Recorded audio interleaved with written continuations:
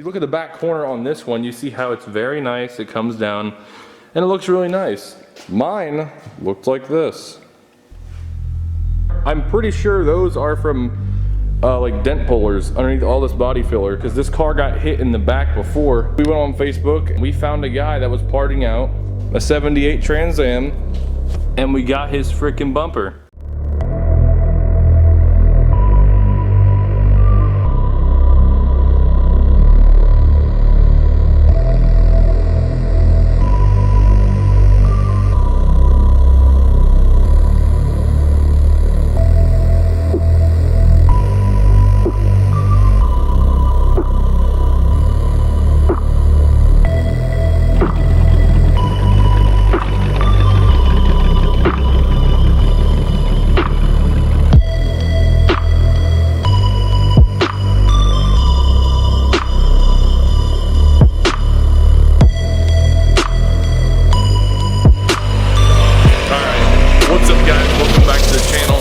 And before this video starts, I just want to say, if you guys aren't already subscribed to the channel, make sure you are, because more videos like these and more videos over other cars. If you are a member of the channel, you might know what I'm talking about. The 4th gen Trans Am, my Monte Carlo, the Cobalt, my 1980 pace car Trans Am right here, which I'm putting a 78 nose on, which I finally have.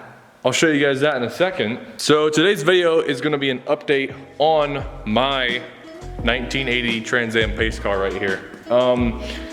This has been a work in progress for quite some time here. Recently, in the last, I'd say like 8 to 9 months, I've really been kicking it into a higher gear than I was before, because before I'd come in, I'd do something here and there. But you know, I'm more religiously coming in and working on it now. So with the last video, if you guys haven't watched that, go watch that before this one.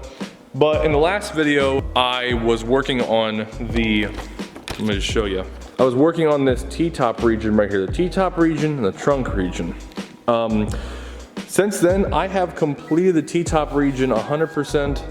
It's all complete. I'm just using this pretty much, this little scraper to scrape out any of the debris of like old weather stripping that used to lay in this channel, because you have to get it all out to put new in, because you don't want to lay new weather stripping over old weather stripping, otherwise it might be not a good seal, and you might possibly trap moisture under the old seal, which will lead to what I had to repair on this corner, and that whole front edge right there. It might not look like 100% finished product, but this is fully welded in, front, rear, it's seamed, the whole thing. I would touch the bare metal, but I have a very high pH, it'll make it rust, trust me, I'm not gonna touch it.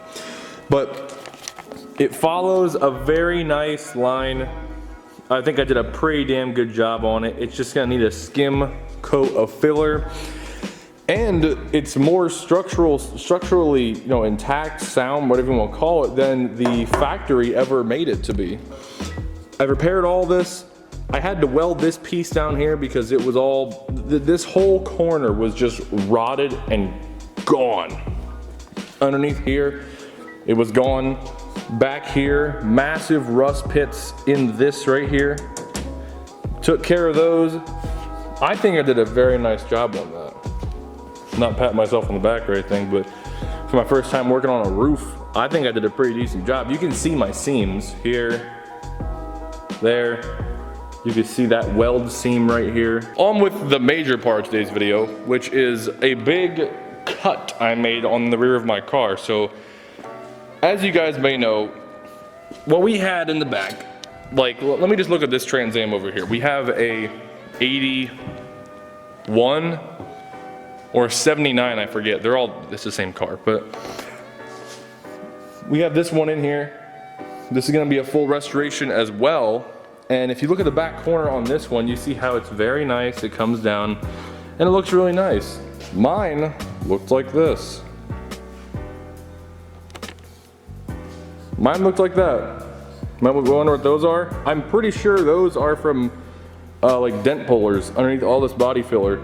Dent pullers to pull this back out, because this car got hit in the back before. This understructure piece for the tail panel was also very, very badly bent. We got that back into shape somewhat here just to mock up a new piece for it. But as you guys can see, there's nothing here. I can put this piece straight into my trunk. You look out of the trunk, it's just sky. So, we took off that, and we took off this piece right here, because that went like that, pretty much. This new piece that we got, it was actually off of a either 77 or a 78 Trans Am, had the wrong tail housing section. We cut that off, we're just using the skin, or the shell, whatever you want to call it. And this will go something like this. So this piece will go, this is a very rough edit right here, but this piece will sit on there kind of like that. And you can get the idea, it's gonna be seamed to the quarter here, and it's gonna look like nothing ever happened. Look, it's insane how much I chiseled this away, but the amount of body filler and that bronze stuff in there, let me get the camera to focus on that. That bronze stuff, that's what they used back in the day, I guess, as like a secondary kind of like body filler. I don't know. We don't use it today. At least I don't think we do. Now, with more what we got today, oh, I just gotta turn the lights on, don't I? Damn it. I don't want to turn the lights on, man. And it's really freaking dark in here. Hope I don't trip on anything. All right. So, what I got finally, and this has been a process of trying to find one of these for my car. For probably, I had the car since I was 14, I think, 15? No, 14. No, I think I was like 13. Something around those lines. Had the car for a long time. And if you guys don't know, those cars don't have the right nose that I was looking for. They have a nose just like that. This is from the anniversary Trans Am I just showed you guys in the back, but it's the same nose on mine. So what we did, we went on Facebook and we were just scouring around, and we found a guy that was parting out a 78 Trans Am, and we got his freaking bumper. That is badass. I did have a white one before. We got at a swap meet back in like 2017-ish. I'm gonna say 2017. It's been a long time, dude. This car's been in the works for so long. Got to get it done. But we had that since I'm gonna say around 2017, and we still have the understructure, which would be this in here, I believe. The bumper, the actual bumper, like shroud part, and this like fiberglass or whatever is in here, like the whole under layer reinforcement. I'm just trying to think where we put it. It's in here somewhere, I know that. I deadass don't know where it's at. But that's not important because this one has everything. This one has the only bad part about this whole bumper that I've really noticed so far, because if you guys don't know, these are urethane bumpers and they tend to distort, you know, and especially because how old this one is. I am shocked it's not distorted even more, but the only problem I see is this grill is completely cracked right here. I'm gonna have to get a new grill. I'll probably have to do so anyway because these are probably all scratched up and, you know, just aged from time. And I mean, I don't think they're very expensive for a new set of grills, aftermarket grills, so I'll just do that. I haven't had a nose for that car in like, I'm gonna say like 4 years. Just trying to find one.